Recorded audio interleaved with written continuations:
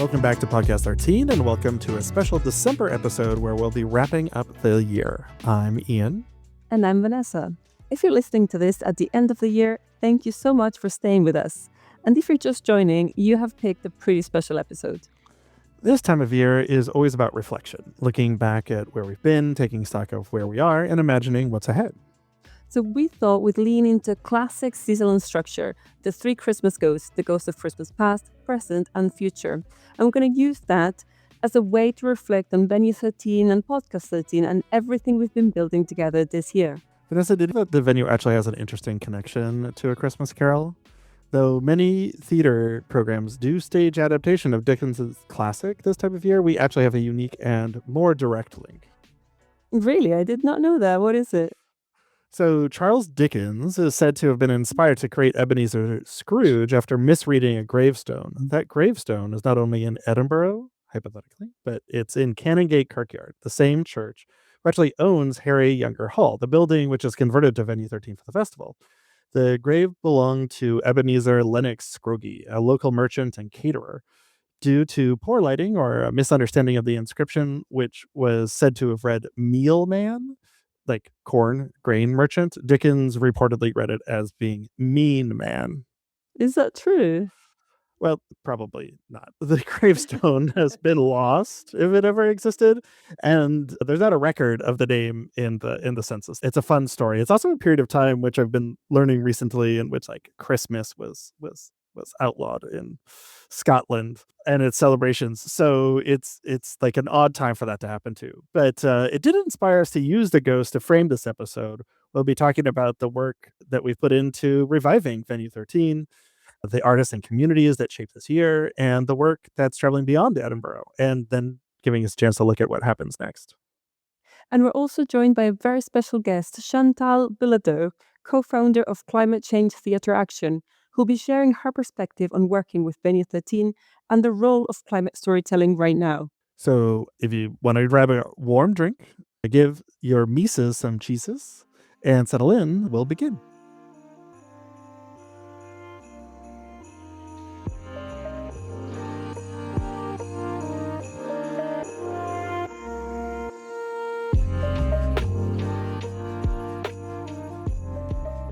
I'm going to start by talking about the Ghost of Christmas Past, who symbolizes the revival, risk, and the reimagining of Venue 13.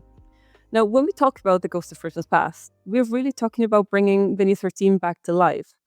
Ian, looking back on this past year, what did reopening Venue 13 actually mean for you? Well, it was really about bringing back like an artist-led venue after a period of long uncertainty. It hadn't been used as a venue since 2019, was the last time it hosted a season. And it had always been a place with a program that was good for experimentation and risk, which is also something that I feel like we're seeing a bit less of since things reopened and came back. There's been some changes to licensing and the way that venues get set up that I think makes that a little bit challenging, that we're seeing a bit more sameness in venue configuration. And so that can sort of influence the work that's happening as well. And that when the venue closed down, how it sort of operated before, it was a great place to like get started because it was so supportive. There was a lot of crew there, and it was sort of organized in that way as being just like a single space, sort of same as it is now, that where it couldn't host like hundreds of shows like some of the larger venues, it could put a lot of attention into the few that it did have. And so that sort of home that's supporting artists, especially people who are coming for the first time or have something weird and ambitious that they're trying to accomplish, that sort of like establishing trust in artists and with audiences and collaborators again, I think that's really what Venue 13 and the revival has been. For me, coming into this from a startup and tech world, some of the biggest challenges were indeed rebuilding the venue and connecting with the community. And I found that rebuilding the infrastructure system and the workflows and getting those contacts and again building that list of contacts that we're going to be working with from now and into the future was quite challenging. And I found myself thrown into this very, very competitive market. But I have to say, people have been really kind and generous with their knowledge, and they've came to my aid when I said, "Look, we're bringing back Venue 13," and it was met with a lot of excitement. a lot of people had these memories from Venue 13 in the past. They were like, oh, I used to go there all the time, or I used to see shows there, or I used to perform there. So the feedback has been really good. For me also, because I'm not part of the space, it was learning how to run sustainably with limited resources within the arts and theatre space, and understanding both the limitations from the venue and from Edinburgh in general during that month. It is an Olympic size event. The infrastructure of the CCTA is put to the limit every single year. Connecting with the Edinburgh arts community and creating those contacts, the support network is something that continues to flourish. And I am amazed at how many people are interested in being part of what we're creating. We've extended that into what we're doing now, podcast 13, and we'll talk about future 13 in a bit. And I was wondering, like, why did launching this podcast feel important to you alongside the venue itself? I guess because I'm seeing this as not just the singulars, Venue 13 aspect of it. I tend to have a wider view on trying to, again, reach everyone and connect with artists and with the audience and with the public. Because of my background in operation relationships manager and marketing and PR, I just feel like creating a parallel space for reflection and for the arts and the theatre content to come out is crucial. I feel like we could probably use this platform to actually help share resources, to actually make people feel part of the journey that we very much feel like they are part of. And it just is another way of reaching out and keeping the connection alive. Sharing the process that is bringing Mini 13 back to life is something quite special. It's not going to happen many times. It happens once, and Podcast 13 will give us a medium, again, for connection with artists and collaborators. If anybody wants to reach out, this is just another way to say, I want to be part of this. I want to read a climate change theatre actual play. I want to know more about Future 13 and how we can get involved. Yeah, I think I like that we've included the CCTA play readings. They bring a lot to the podcast. They provide something that's like a regular framing thing, an opportunity to pause and listen. They also like give us a roster of people that we can bring on. I know people have mainly heard us in these inaugural episodes, but we're starting right at the top with Chantal and bringing her into this episode. And just as those plays are intended, they're low barrier ways to engage with climate themes in a theatrical setting. And because that's so important to the way that we work, I think that that's a great way of setting up and drawing parallels between these broader topics and the venue and the type of theater and type of performance that we're interested in having and keeping those climate conversations active and ongoing. Another aspect or another thing we could say that also made Venue 13 quite significant this year was the subsection of Market 13, which it did become a big part. We actually reached a large niche community of people that wanted to support the climate, the plant-based eating, the vegan eating, the sustainability side of things. How did you feel as it all came together in the end? Yeah, Market 13 was really interesting. I think that we initially started, like it sort of grew organically. When we initially were talking about it, right? I know that there were a couple of things that we were excited on having, just that there was something at the venue, like something that somebody could have there. And we found really great partners in Soft Serve Cartel, and that allowed us to tap into partners that they had and a lot of thinking that they were able to support. It's something that I hope will cross over into performance. Like one of the reasons that we like this venue and are excited about this venue is because there are artists that have come to us to talk about having shows that have food in them. We weren't able to get any of the productions that involve food into the venue this year, but that's something that's still moving forward. And the market is a direct link. It really supports creating a welcoming social space outside of the performances, right? Where people are coming to us sometimes just because of the food and because of the type of space that we're providing.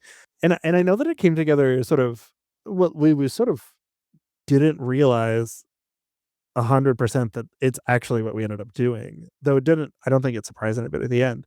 But can you talk a little bit about why it was important for Venue 13 to become a vegan venue? I think it was a very rare opportunity to let's start with that. Like you said, we wanted the place to have food and we wanted people to to find it delicious, to find it comfortable, to hang out because it's a beautiful space. It's right next to a really nice garden. It's a very quiet area.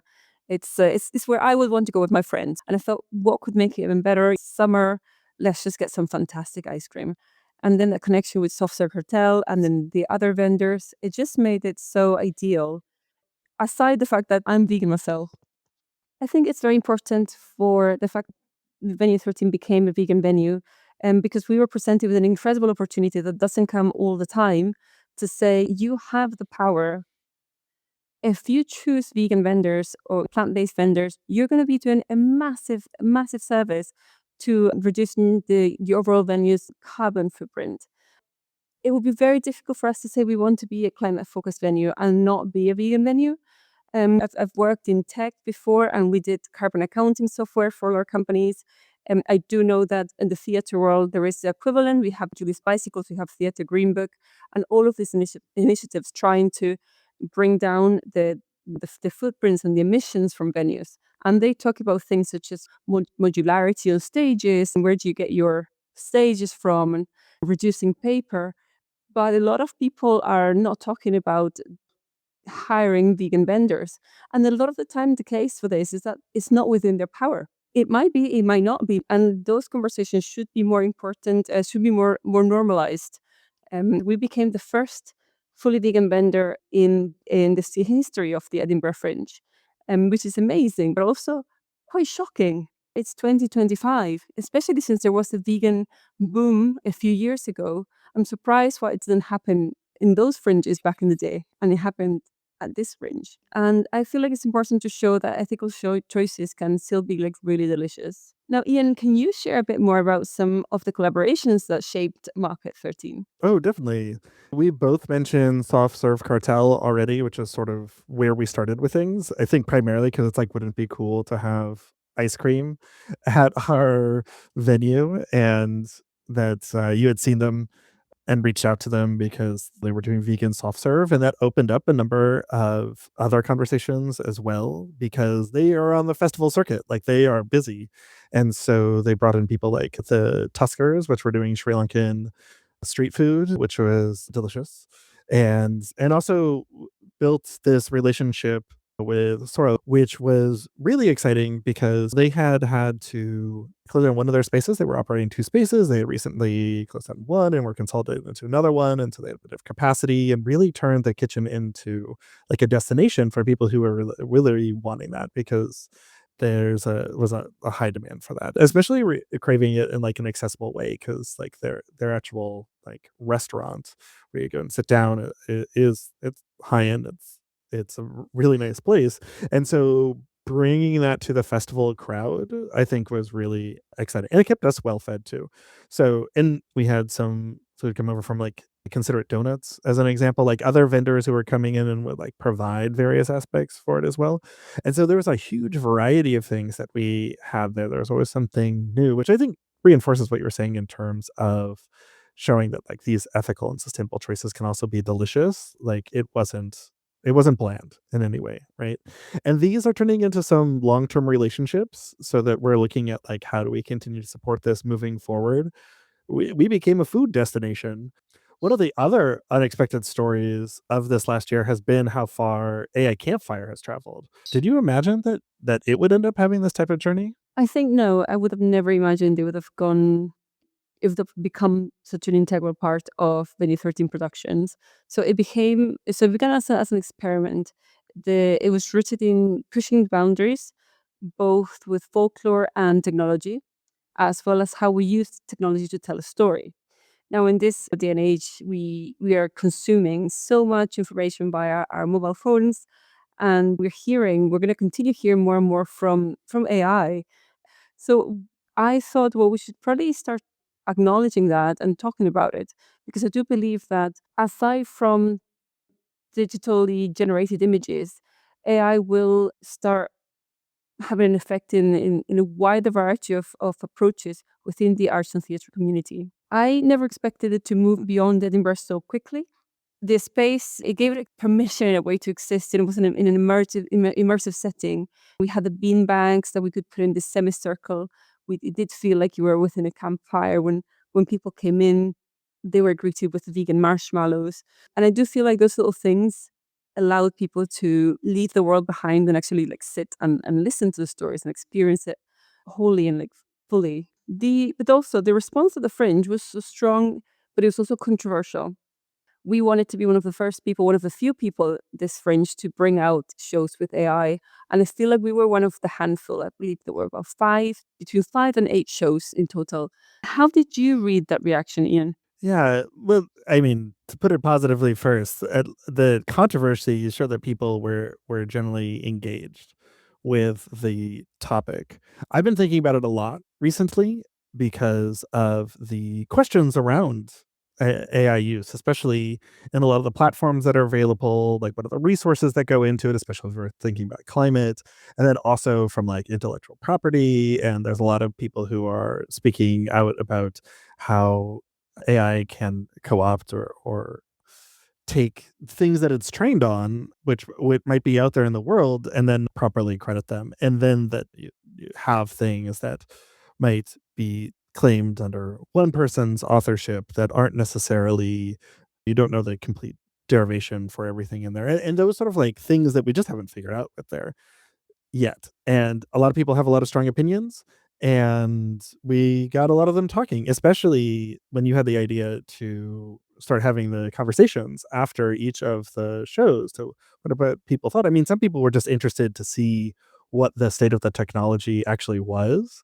and to talk to somebody who was working with it. Because when you see a demo for something, you're seeing something work out in the ideal way that somebody wants. And I think we since then, it's really become common to talk about things like AI slop, which is what we were trying to avoid. But even more so, like within the concepts, the greater concepts of what we were trying to represent on there, where there's the entire thing is not generated out of AI. But where we are right now with that conversation culturally, it still triggers fear and curiosity and a lot of ethical questions.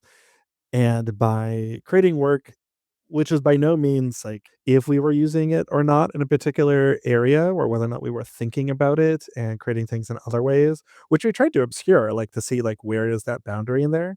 That it's not a puff piece saying like how great AI is, but it exists within that debate. And then that debate and those conversations felt really productive rather than dismissive of one side or the other, which is why I think that it's taken off a bit where we were able to, it's already toured to, it was in Chicago, we were talking about it in Sharjah, we're going to be bringing it to Toronto, and it looks like Malta, like it's also going to really interesting places. What do you think has made it resonate beyond Scotland? I think Scotland is a very special place. It conjures a lot of fond memories.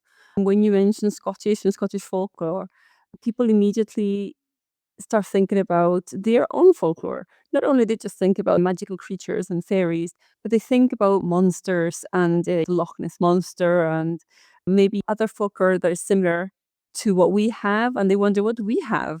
Scotland has all this folklore. What do I have from where I come from? And so Scottish folklore is great because it feels local, but also it feels a little bit universal. It brings up those questions. With some stories even have roots in other folk tradition or actually share similarities, which I'm like, yeah, I'm sure there are because the stories travel with the people. I didn't want them to just be for children. And the good thing about when you tell a story, you can actually add it your twist and it becomes alive and it's out there in the world and that story will travel. So the fact that the show is traveling makes me extremely happy. But now our show with the Scottish folklore, I have added a twist to bring awareness to climate situation and to encourage climate action. So most folklores are intended to keep children out of harm's way, to keep children away from strangers or away from lakes where they could fall and drown. You create all these monsters that would drag these children away and eat them. The boogeyman can be represented in many ways from childhood all the way into adulthood. And I think that as collective adults, we should be scared of the biggest boogeyman of all, which is climate change. And since the story have their own climate awareness twist, it does open a lot of conversations. One turning point was when we started linking the project in relation to your ongoing academic research, Ian. And do you feel like that has shifted the life of the work now? It reframed the piece as both a piece of artwork and then also research, like the character of Symbiolene, and that comes out of some of that work and the conversations that we're having, and like essentially me asking permissions, like what if we brought this into what we were doing, as we were talking about representing Scottish folklore for a more mature adult audience. It's something that I've been working on for most of my career, definitely directly for the last decade, of these questions, more from a cultural standpoint than anything else as well. And that I think that has brought a lot to AI Campfire, or at least the contributions that I'm able to make with it. I do want to, like, all of the text, none of that is actually AI generated. That's all like Vanessa Kelly original writing for that. Like, so all of the dialogue, all of the scripting and all of that comes from Vanessa. We did a lot of work on the visual work. One of the interesting things about like going through it for people that see it is that like how much of it is based off of other type of filmed information. We were pretty expansive about the way that we thought about AI. So it's not just like generative AI. There's generative AI in it with like video platforms that are there that are based in other visual research and like visual things that we created. So there was more about processing what we created, or like trying to like get AI to look at matching up a couple of things that we created. But a lot of it is just like filmed. So these sort of things, like in the making, in the way that we've made it, are all part of that debate about AI and culture. So that when people are asking us about like, well, why did you do it this way? And how are you using this tool? And what about this implication? What about this environmental impact? What about this intellectual property impact? That it's engaged in those conversations from the get-go. The technology is advancing. And so if we want to continue to engage with that and engage with it critically. I think you're on the money there because this research then, the pairing it of the production now, it becoming a bigger project because it will now become many 13 productions. We do want to bring out possibly a section of AI Campfire every year if we can, to continue exploring the advancements of AI, or how can we actually use AI that is locally sourced or more ethical or less impactful to the planet. And I do believe that the sooner we start this research, the sooner we will be linking it to other research and writing it down, then that becomes a tool for teaching, for access. So when people are questioning, should I use AI, which one should I use? We have helped with our little grain of sand to bring more information into this topic right now, which is full of controversy. I actually wanted to turn that around to a question for you, and might reverse where we were going to go with this. Is that like all of this research and what you're talking about is led us to that presentation, that shared presentation we did at the research symposium in Sharjah at World States Design, and I was wondering, what did that moment represent for you? I guess it was a fantastic opportunity because it opened my eyes to what the place of arts and theatre is within the world. Now I was extremely lucky to be there and to be part of all the talks and all the exhibitions from artists from around the world that were making incredible designs and sets and have the sustainability in their minds. And they're actually in making the experience. They're thinking of the viewer in mind and how is this going to affect your feelings about a certain play. And I do believe that that links strongly with what I want to create with AI Campfire and with the stories. I feel like it sort of validates the work that we started, we brainstormed just in March. It validated the work with this international design context. It plays Fringe 13 as not just as the venue, but also we are now a production space. We're a market and we're a podcast and we're a non-profit. It's like it keeps all, it feels like a lot, but it all feels like it's cohesive and it's making sense. And it makes you excited to hear about the future.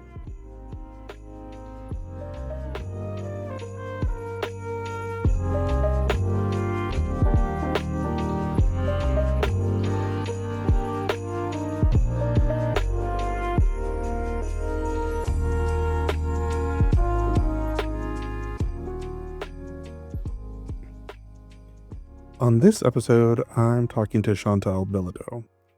Chantal and I have worked together for over a decade. She's the director of the Arts and Climate Initiative, and as director of the Center for Sustainable Practice in the Arts, we've done a number of collaborations. I'm very much the co-director to her director of the Climate Change Theater Action as one example of that, which we'll talk about how we've gotten to 10 years of working on that distributed festival. Chantal Bilodeau is a playwright and translator whose work focuses on the intersection of storytelling and the climate crisis. She is the founding artistic director of the Arts and Climate Initiative, where she has spearheaded programs for nearly 2 decades, getting communities in the US and abroad to engage in climate conversation through live events, talks, publications, workshops, artist convenings, and an award-winning distributed theater festival, the Climate Change Theater Action. Her playwriting awards include the Woodard International Playwriting Prize, as well as first prize in the Earth Matters on Stage Eco-Drama Festival and first prize in the Uprising National Playwriting Competition. Her plays have been shown in a dozen countries and translated into Greek, Italian, Norwegian, and Portuguese. In 2019, she was named one of 8 trailblazers who are changing the climate conversation by Audubon magazine. From 2015 to 2025, she curated the HowlRound Journal's essay series, Theater in the Age of Climate Change, and she has contributed to several books, including Decentering Playwriting, Alternative Techniques for the Stage. She is the editor of 4 anthologies of short plays, one of which earned her an honorable mention for the Patrick O'Neill Award for Best Edited Collection, given by the Canadian Association for Theatre Research. Her ongoing project is a series of 8 plays, the Arctic Cycle, that look at the social and environmental changes facing the 8 Arctic states. She is a creative core member of the Laboratory for Global Performance and Politics at Georgetown University and is pursuing a PhD in English with a concentration in cultural, social, and political thought at the University of Victoria in Canada. Chantal joins us now after working with us through the Fringe at Venue 13 to present all 50 of the plays from this year's CCTA. Thanks for joining us on Podcast 13, Chantal. My pleasure. Today we'll be reading Appealing by Paula Sismar. The 2 characters in this, we've got Yana, female, any age and any ethnicity. She is thoughtful, empathetic, focused, and ambitious. She'll be played by my colleague, Chantal Bilodeau. Jay is any gender, any age, any ethnicity. Jay appreciates a great image, isn't without scruples, but has a job to do. I'll be playing Jay. The time is the present, and the place is the photo department of an environmental media outlet. It could be print, TV, or electronic. The inspiration for the play is that Paula had often come across images that are staggeringly beautiful in the abstract, but when she took a closer look, she realized in reality, oh my God, that's a devastating watershed, or this is a ruined section of forest. Isn't it weird that in order to light the way, in order to get people to really look at what is going on, we have to remember that humans like things that are shiny and pretty? Anna is carefully studying photo after photo, facing the audience as if the photos are on the fourth wall. Each photo is beautiful in its own way. Jay enters and studies the photos along with her. The colors. Yes, the colors. Wow. So saturated, intense, unreal almost in the light and the composition. Oh, yeah. This one in particular. Stunning competition. These are great photos. But should I really be trying to make something attractive? Should I really be trying to appeal to the viewer's eye? That was the assignment. When in fact, these are photos of a great tragedy, great devastation. Should I? I mean, why am I trying to make what's ugly beautiful? Why do I take these pictures? Should I? What should I do? I don't know, but the colors. Yes, the colors. It's spectacular. They could be in a gallery. It's crazy. You're asking me to make art out of an environmental calamity. Well, not me. I'm not. Your boss is. Your boss. We have to illustrate this story somehow. We can't just tell it in words. Words aren't enough. No. No one listens to words. Not anymore. So we need images. To attract the eye. So that someone engages and cares. Yeah. But do they?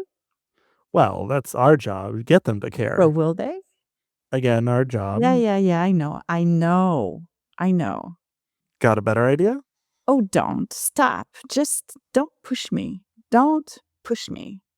Look, take a break, why don't you? Go, do something else for a while. For how long? An hour? A day? A month?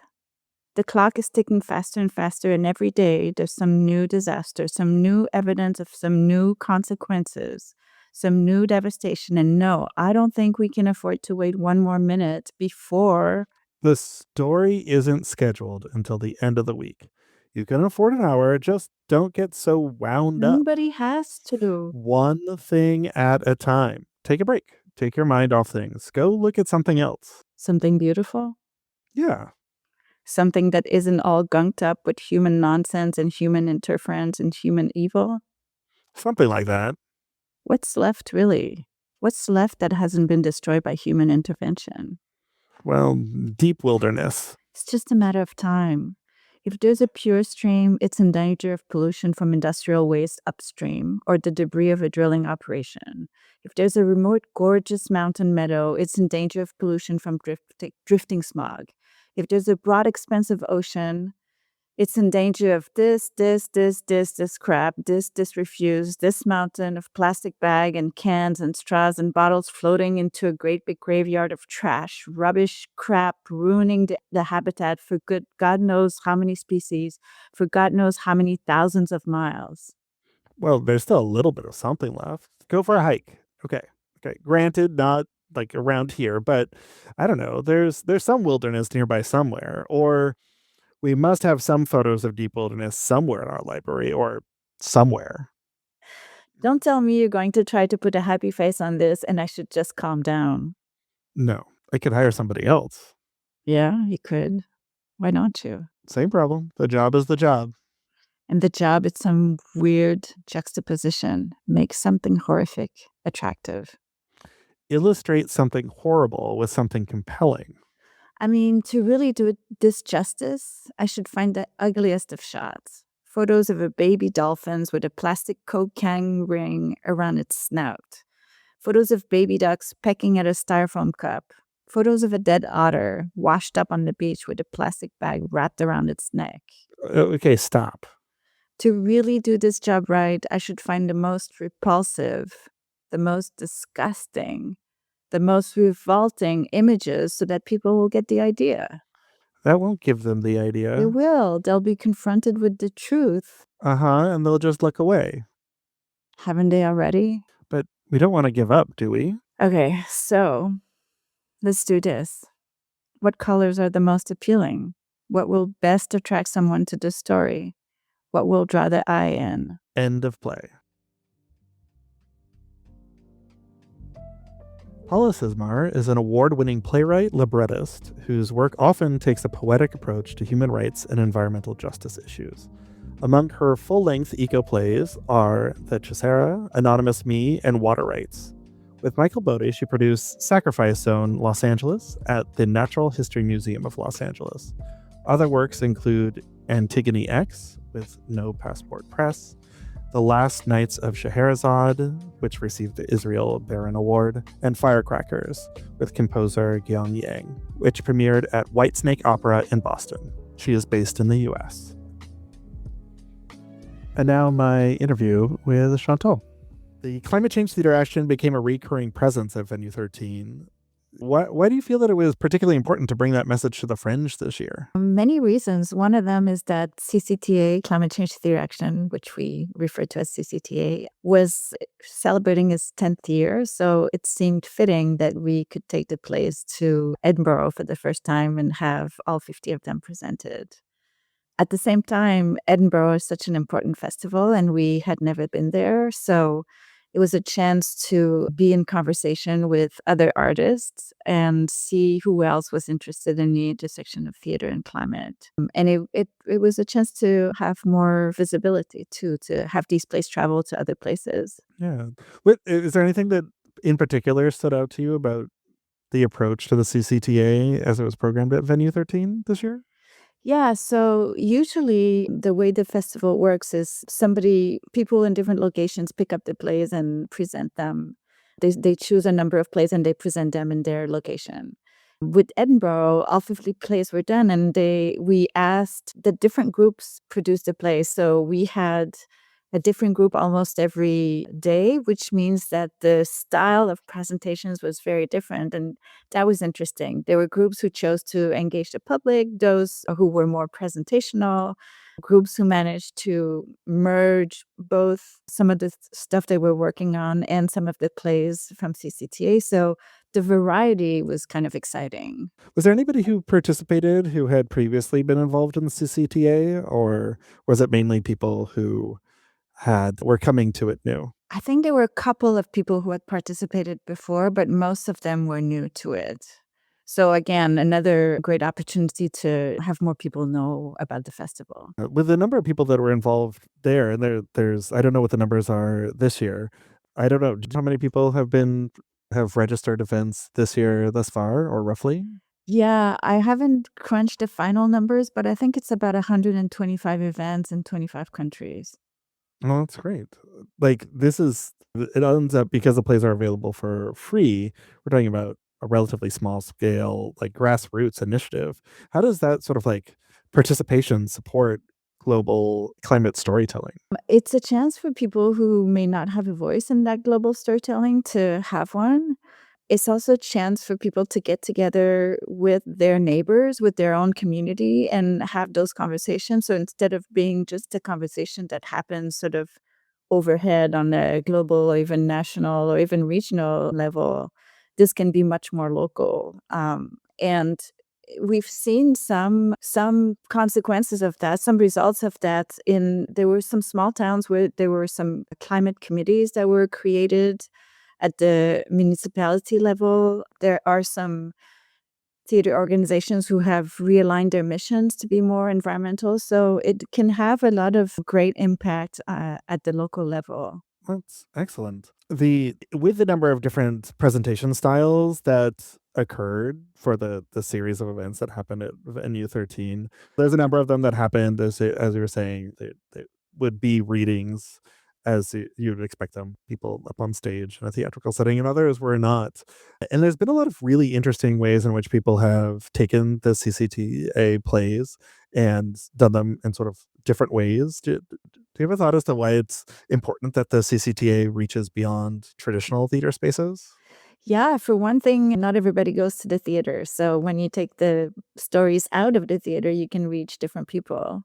Also, I've experienced that myself. It's always that much more powerful to talk about the environment when you're in the environment as opposed to being in a enclosed space with all the technology. I mean, theater's great, but if you can take the plays outside, then you have a different way of experiencing those stories. And again, we're talking about local. There are people who do street theater, so it's not even you don't even sign up to go see a play. The play just happens when you walk by. So that's another way to engage people who might not even think about going to the theater. We're just about to the time when, like, the official CCTA 2025 is coming to an end. We're like at the end of the year for things. People do things year round. They're registered like year round to do things. They just sort of haven't been able to. There's no way to keep it contained. But this year's CCTA, and it having been 10 years and now over 250 plays have been circulated through the CCTA, the model and how it exists in the world is changing. Can you tell me a little bit about what the future plans are for the CCTA? Like, what are we gonna see after this year? The plans are still in flux, but essentially what I can say is it's not going to be a contained festival anymore like we've been doing it, where it would take place over 12 to 14 weeks in the fall. We're going to try to open that so it can take place year round. We have all the plays published in anthologies, so they're accessible. And we used to commission 50 new plays every other year. So hopefully we can still commission a few, but much, much fewer numbers. So maybe 10 every couple of years. And I'm thinking about organizing them around a specific theme. Like we have had themes in the past, but I'm thinking more about environmental themes, like maybe around Mm. oceans or about forests or sea level rise, that kind of stuff. With all of these plays in 10 years down the line here, and all the different ways that you've seen the plays produced and shared, What has sort of been the impact that you've noted over that time? I've noted definitely an increase in participation from when we first started, although it hasn't been consistent. But people who participate tend to ramp it up from year to year.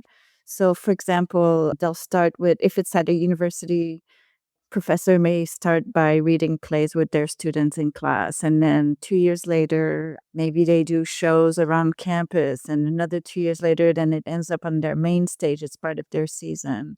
So there's been, I think, people manage to find more resources and find more partners. So I interpret that as building momentum in terms of interest from a variety of people.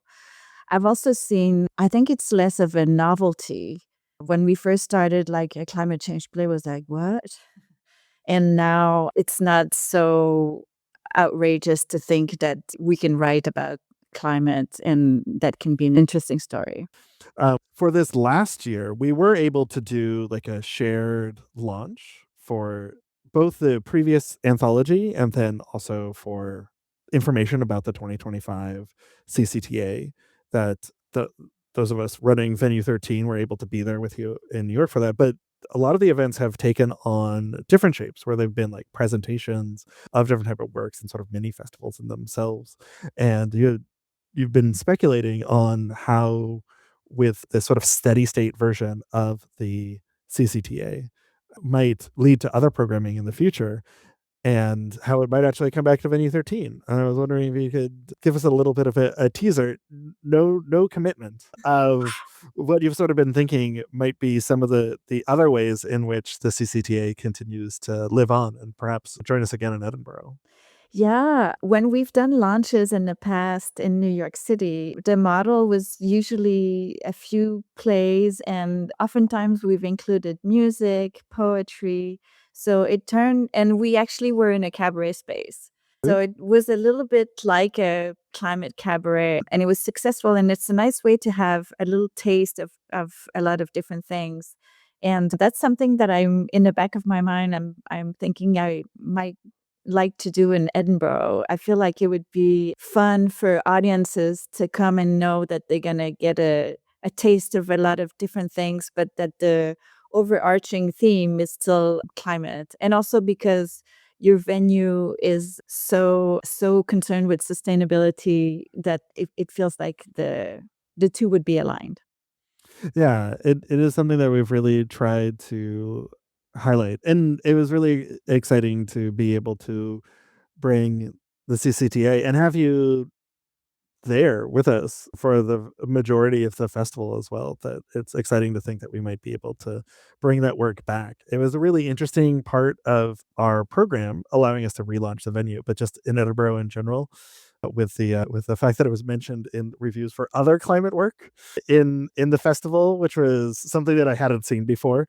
So I feel like it had an important impact there, and people would be really receptive for having it come back. So I'm glad you're considering us for the future. That's gonna do it for today and for this year. I really appreciate you. You're our first official guest on podcast 13, which will open it up to the program that we're going to do next year. But thanks so much for joining us today, Chantal. Thank you, and I'm honored to be your first guest.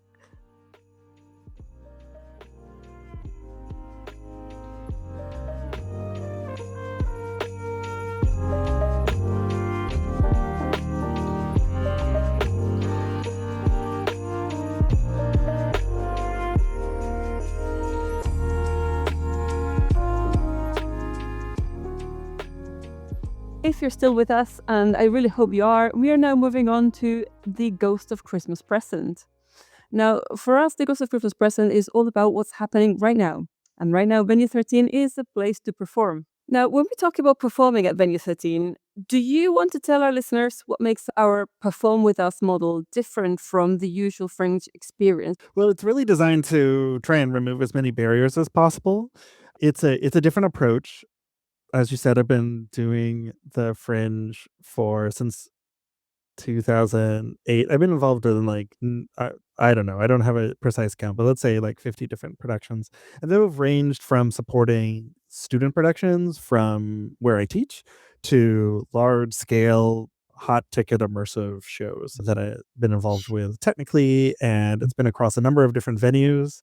I think I've been to all of the venues, but I've done work in a lot of them, and I am part of a few different like groups or people tap in to that knowledge when they're looking at going, and I give a lot of the same advice, but it's also something that I know from attempting to teach it that people just don't know until they know. Like, it's not possible to really understand what you're getting yourself into until you're there. And usually the, the piece of advice that I give the most people is try and go before you try and do a show there, which is really hard to do.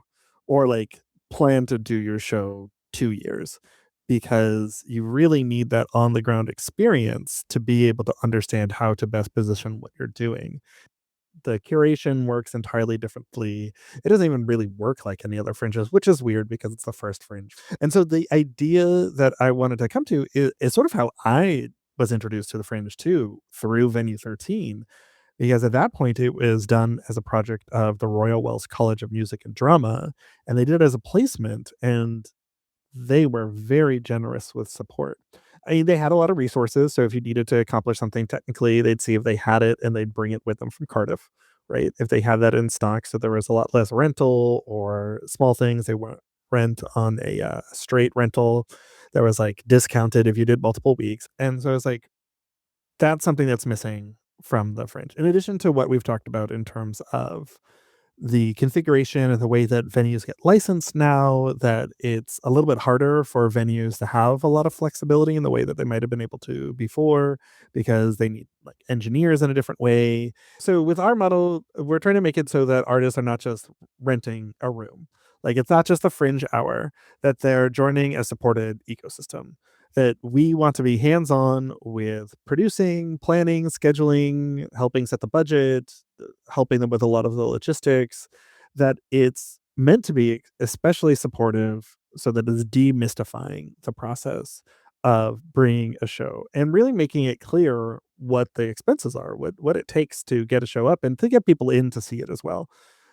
And so that is trying to make it so that essentially everything that you would need to do, except for the accommodations, because that can vary a lot depending on the size of company and the level of comfort. So it doesn't include the accommodations, it doesn't include the travel, because that depends on where people are coming from, and personal expenses. It's all these things that people discover. Usually they're like, oh, I got a slot in the show. And now it's like, oh, now you have to figure this out. Oh, how do I figure this out? Where do I get this? Oh, I have to also do this. And we're like, no, no, no. This is everything that you have to do. We're going to include it. Even people who are seasoned producers who know everybody and that are always trying to figure out how to make it happen. And I want someone to have a good first time experience and to make it more accessible for people. I think that's what's it. That's how to bring down those barriers. So when you have like sign language and deaf interpretation, we're like, yes, we're going to put that in. It's not just a question on the fringe questionnaire. We're going to, as a venue, work with you on scheduling when that's going to happen. You want to stream? That's built in for it. And it might not be a rate for everybody. There's going to be people who have like a lot of experience and a very small show. And there's a lot of expenses that we've built into there that like they're not going to be, they're going to know how to do it on their own. And that's fine. We're also small. We can only take so many, we only have so much space anyway. I think one of the really unique parts about it, and I think that people can sometimes underestimate, especially if they haven't been and seen what it's like to try and get people in, is around making the shows visible and doing that PR around it, which is really like that is your expertise. That is your experience there. Why do you think that support around that is so crucial at the fringe? I guess that's absolutely right. Every time you hear about a show and you see about a show, even if you see an advert for a show, this is all PR.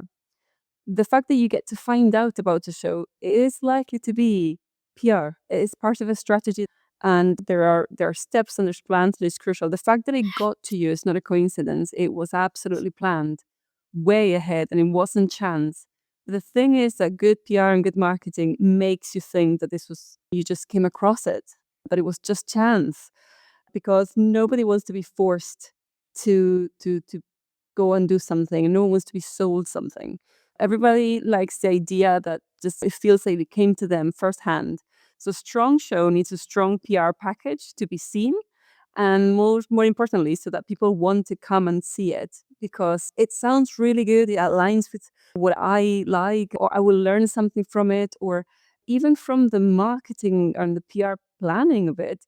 You have to know what to share so that people, when they share it by word of mouth, they can actually pick up 3 or 4 key aspects of your show without even seeing your show.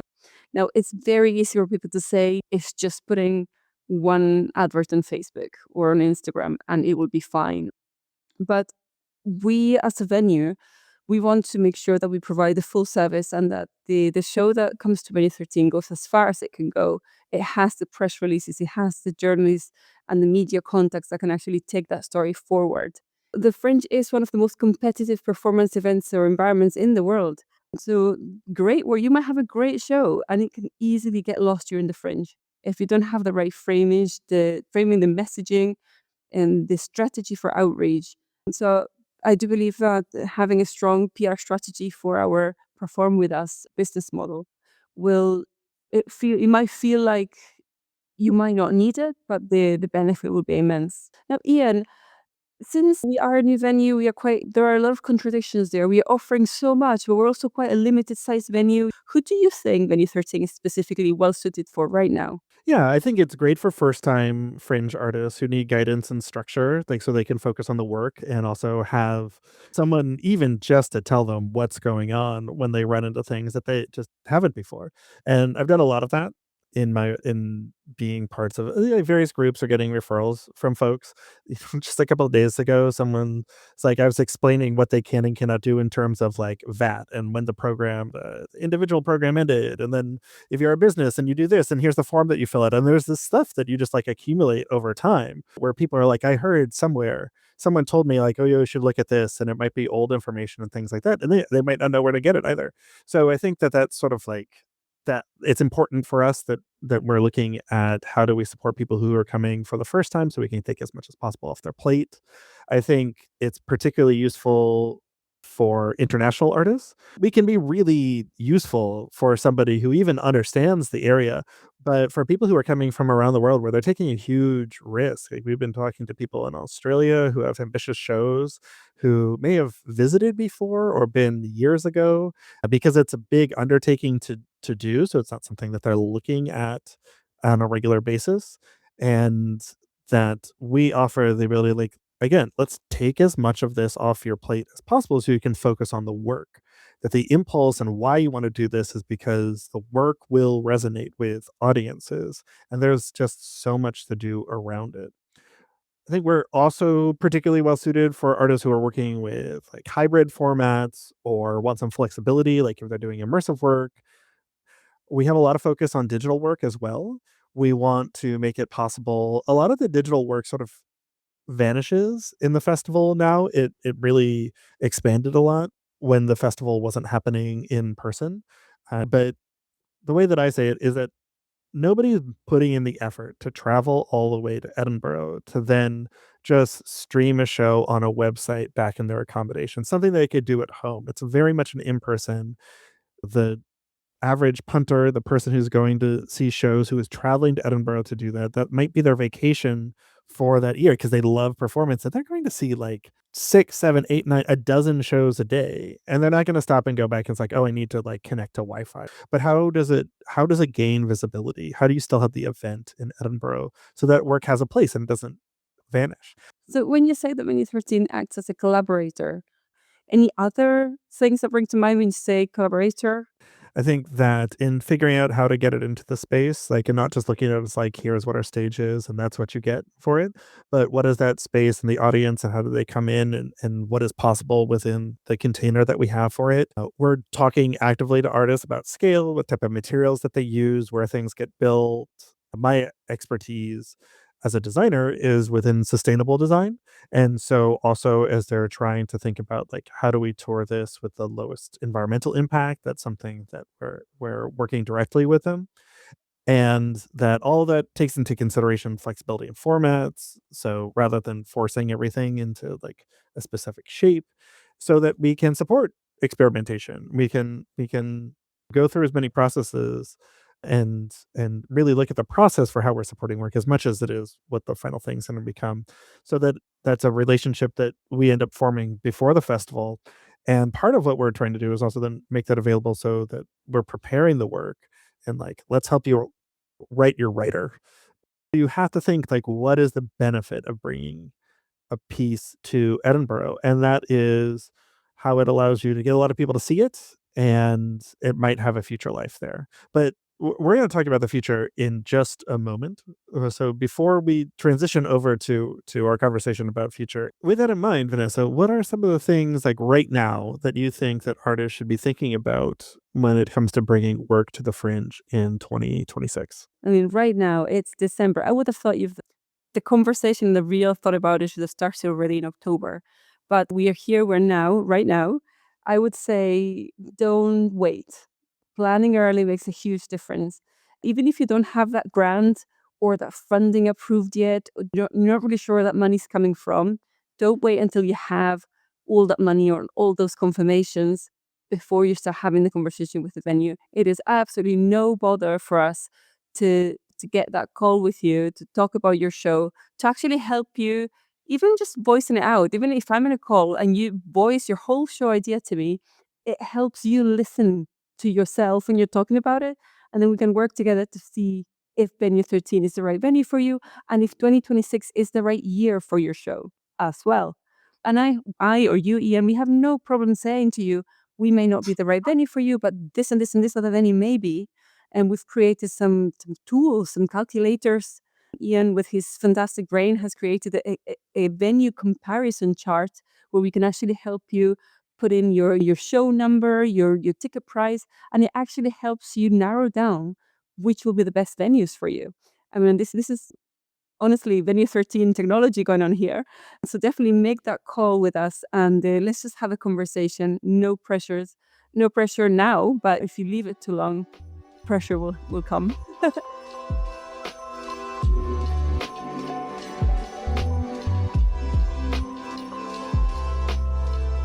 And talking about the future, Ian, the ghost of Christmas future is here with us now.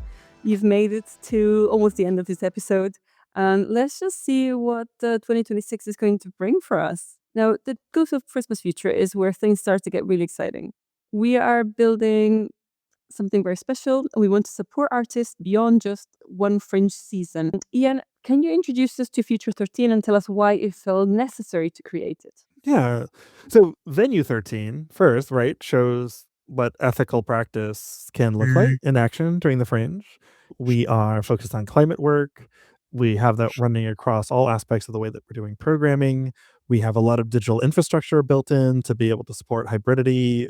The building itself is a barrier-free, accessible building, and we're looking at how we integrate those sort of features and expand that into the way that we present work as well.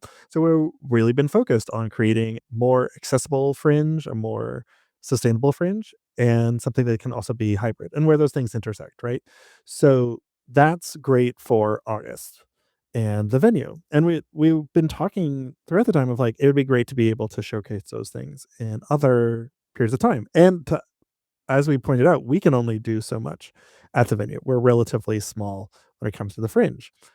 And we want to have those conversations with people. And there will be people who find that it's not the right venue for them or the right time for them. How do you still make that all useful? How do you get to the learning that people can then make better decisions in the future if they're not with us?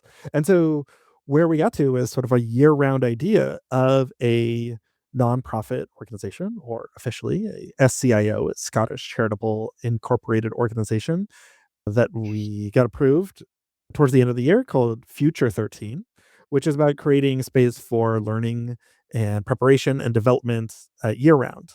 So it has a charitable structure that allows us to build those programs, seek out funding for those programs that are helping artists, particularly Scottish artists and then touring artists, come and produce work or prepare to produce work at the festival that aligns with this idea of being more accessible, sustainable, and hybrid. And it's about preparing them before they get to Edinburgh, not just when they perform, and hopefully transferable things that you can take away from the way that we're trying to approach what we're doing with Venue 13 to all sorts of other contexts as well. This is fantastic. And just to look into what you just said, the sustainability, accessibility, and hybridity aspect. What does that mean in practical terms for artists in relation to the nonprofit? The approach to accessibility, right, means thinking about artists, audiences, and collaborators right from the start. How do you welcome them into the space? Are there different ways in which they can access the content, like people who can't travel to the venue? What are the pathways, like through something as practical as like building a visual story, something as practical as scheduling, just assuming that we're going to schedule as a venue sign language interpretation, that we are going to have relaxed performances. They're not just things that you come to us and ask us for us, but we would like these things to exist and we're building it into the model of the way that we present work, right? Sustainability means working with artists from the design process and then the technical configuration and how they might build it to make it like, how is this easier to tour? How is this the most green way of actually touring, from material choices to how you move them around to the logistics that support that, to then working with your venue. And then how do you put that into practice? Not just for the show that you're doing, but put it into like your writers and your documentation, so you can continue to have the show like exist in that way that aligns with your values moving ahead. And then the hybridity is really about combining live and digital elements so that you can reach beyond the one room. And for some of our artists, that's going to mean streaming. So we've built in multi-camera streaming. Some of them it will mean documentation. So it's that video version of it that they can make it available that is worth looking at, right? We're also trying to make it so that people can collaborate between multiple sites, both audiences being able to access the work that's happening in the venue, but then we run into all sorts of barriers. There's not been a festival that's gone by where I haven't seen somebody whose show is modified or canceled because they can't get a visa to get in. Like they programmed it ahead of time, it just doesn't time out. Or there's been issues where people have thought that they had certain types of support and it wasn't clear and they came in, they did it, and they're like, I just can't perform the show under these. So let's not throw good money after bad. So change the way they're going to do it. Or are trying to do things where they just have remote performers. So the program is still being, or we're still designing the program and the strategy for it, but we do have some key points that we can share with you already. We do want to have some seminar series and some online talks about how the Fringe works. Now, because for a lot of artists, and quite understandably, the Fringe is kind of like the end, is kind of like the culmination. But now that we are looking at the Fringe from such a multifaceted approach, because we are not just a venue, but we're also producers. We have a show. We have stake in the game here. We can tell you that the Fringe is the beginning and is a tool that opens the doors for further touring, for further contacts, for further opportunities, for further shows. So understanding that about the Fringe is really important. Now we're going to try to create some Zoom sessions with specialized topics, recorded resources that artists can access internationally way ahead of time, even when the first idea of the Fringe of a show comes into mind. We will have that available.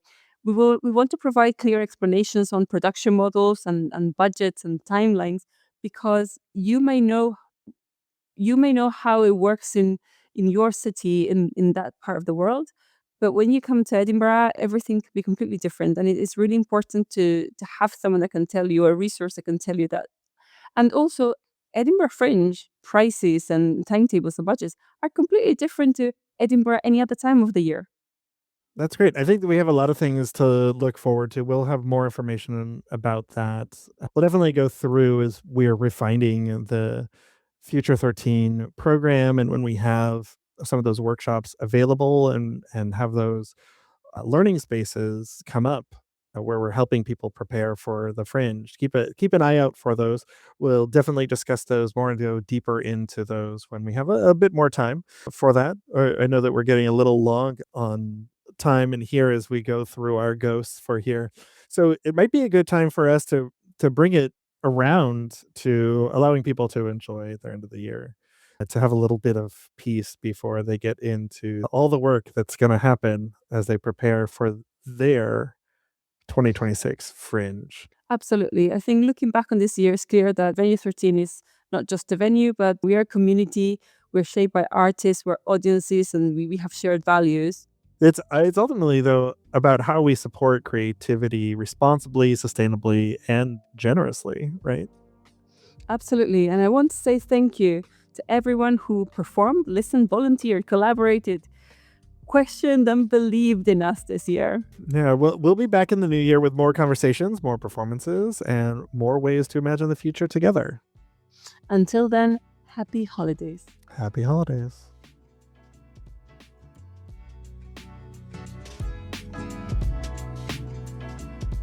On today's episode, you heard Ian Garrett and Vanessa Kelly with our guest Chantal Bilodeau. Our music for this episode and all episodes is from Dusty Ducks, which we license via Academic Sound. Thanks for listening. If you enjoyed the episode, please subscribe and leave us a review. You can reach us at podcast@venue13.com or follow at Venue13Fringe on all socials. For full transcripts and to check out our past episodes, you can see those on our website at Venue13.com.